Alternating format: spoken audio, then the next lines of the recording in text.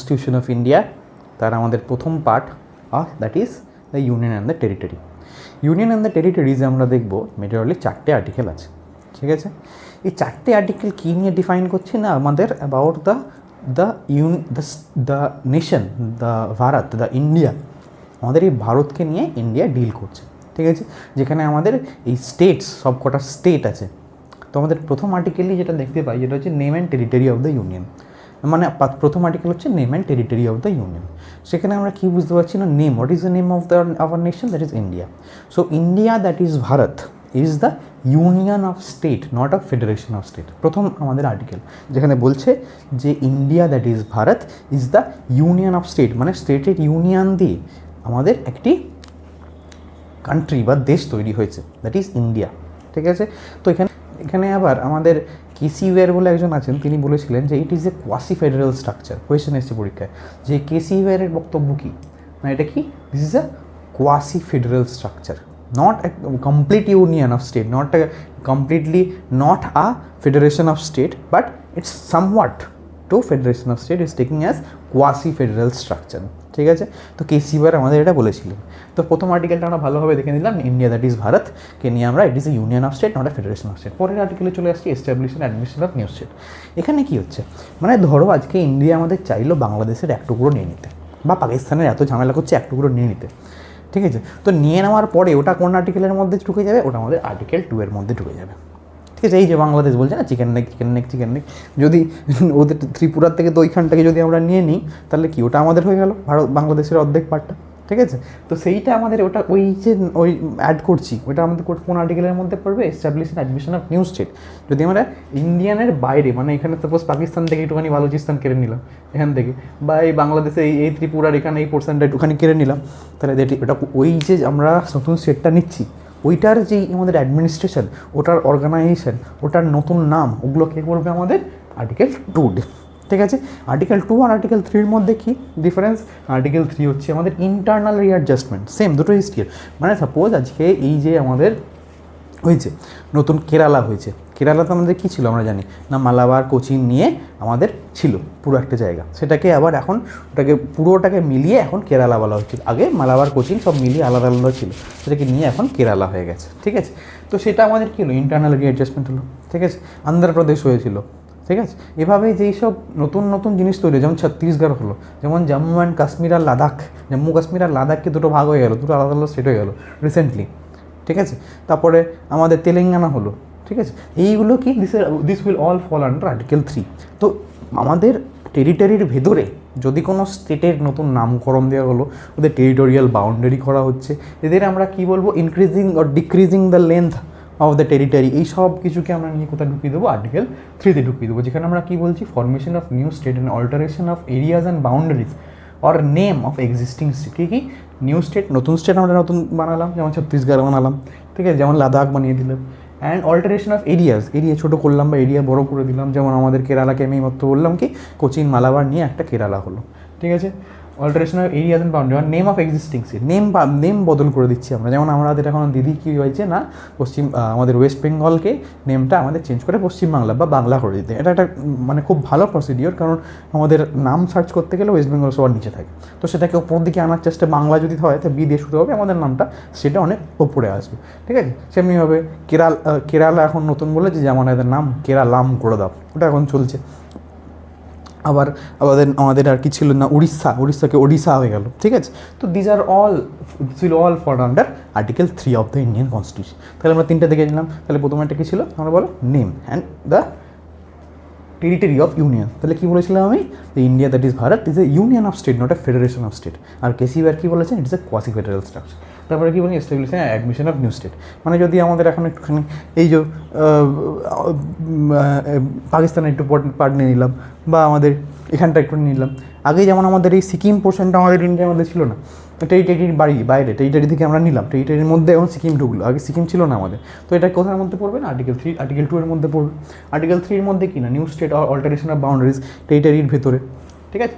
এরপর হচ্ছে আর্টিকেল 4।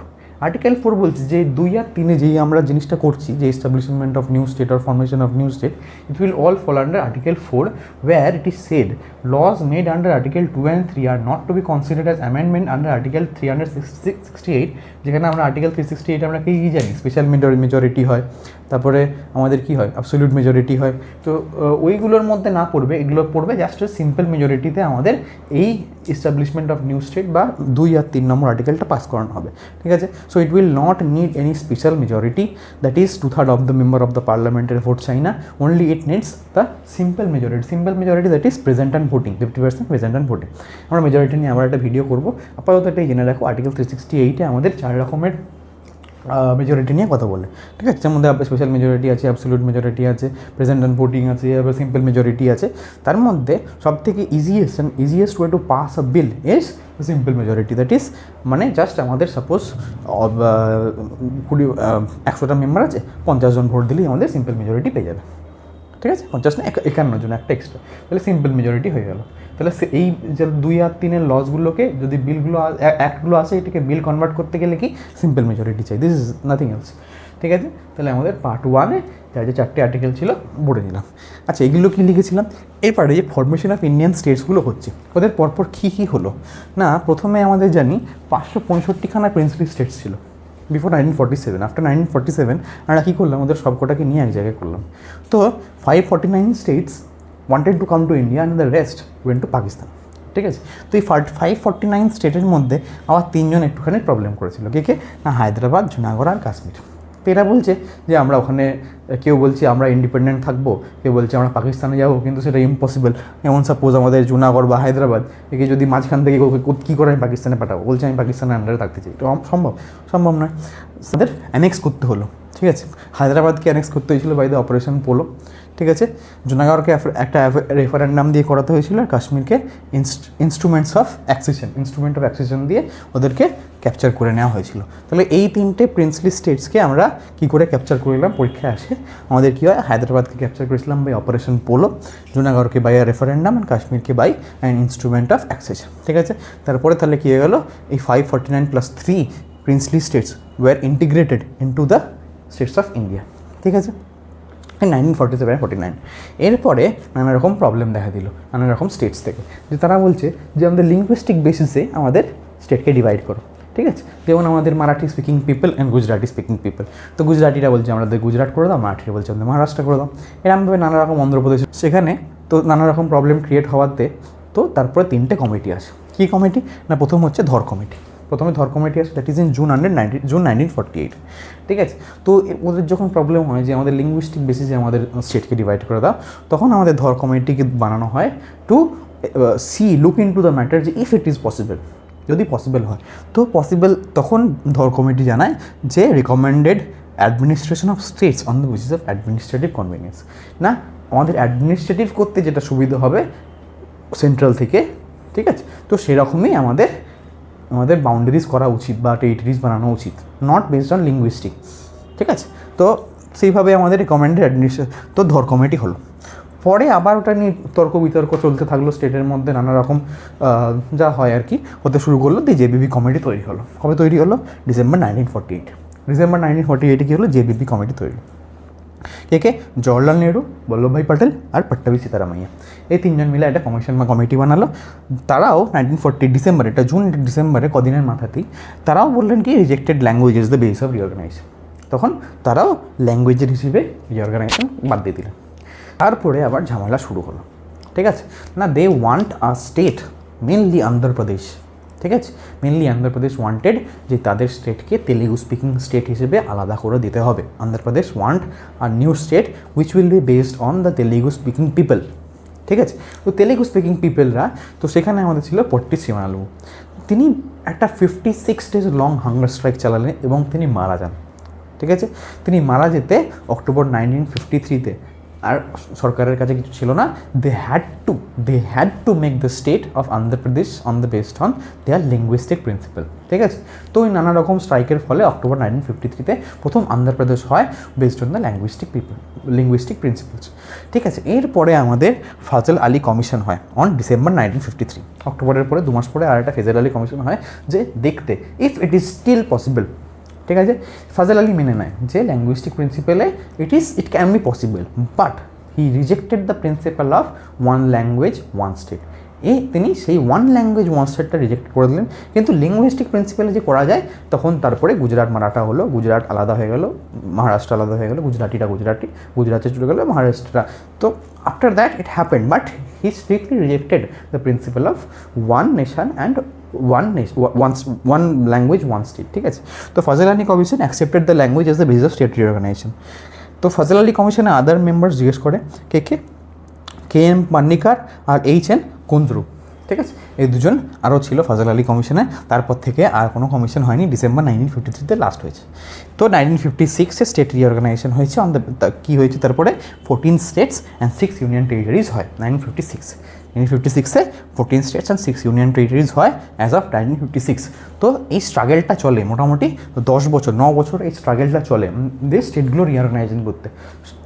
স্বাভাবিক ব্যাপার যে একটা নতুন আমাদের ইন্ডিয়ান তৈরি হয়েছে, আগে আমরা কলোনাইজ ছিলাম, তো এখান থেকে আমরা নতুন একটা স্টেট ইন্ডিয়া তৈরি হয়েছে। তো it will take time, it is still taking time, we have to accept that fact, we are just few years to our independence, right. তো we are developing, we will develop, ঠিক আছে। আমরা এগুলো দেখলাম, আমরা দেখছি, আমরা সাবডিউড হয়ে থাকছি বড় বড় রাষ্ট্রর মাথা থেকে ইউএসএ, রাশিয়া, ঠিক আছে।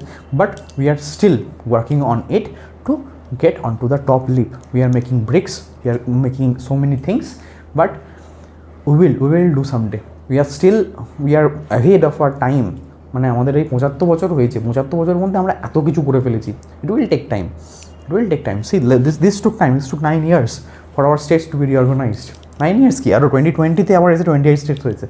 29-এ আমরা দেখছি 2019-এ আমরা দেখছি কি আমাদের জম্মু অ্যান্ড কাশ্মীর হলো লাদাখে। আরও হতে পারে, না হওয়ার কিছু নেই। There is different proposals. এইমাত্র আমি বললাম যে আমার পশ্চিমবাংলা লেগে পড়েছে দিদি, যে বাংলাকে ওয়েস্ট বেঙ্গল থেকে টেনে ওটাকে বাংলা নামকরণ করবে, যাতে আমাদের নামটা আগে পাওয়া যায়, রাইট। তারপরে 2020-তে আমাদের 28 স্টেটস অ্যান্ড 8 ইউনিয়ন টেরিটরিজ হয়। তো this is all about union and it's territories. I think we are done with it. First chapter আমরা ভালো করে বুঝে গেলাম, পরের চ্যাপ্টার আমরা দেখব, ঠিক আছে। If you have seen the whole video, don't forget to like, share and subscribe, ঠিক আছে। আমি বলি প্রত্যেক ভিডিওতে একটা লাইক আমার জন্য গুরুদক্ষিণা। পুরোটা ভালো করে বোঝানোর জন্যে তোমরা একটা লাইক করবে, বুঝতে পারলে সাবস্ক্রাইব করবে, শেয়ার করবে, আর বই থেকে ভালো করে একবার পড়ে নেবে, তাহলেই হয়ে যাবে। অত কিছু ডিফিকাল্ট। তাহলে এখানেই শেষ করলাম। জয় হিন্দ, জয় ভারত।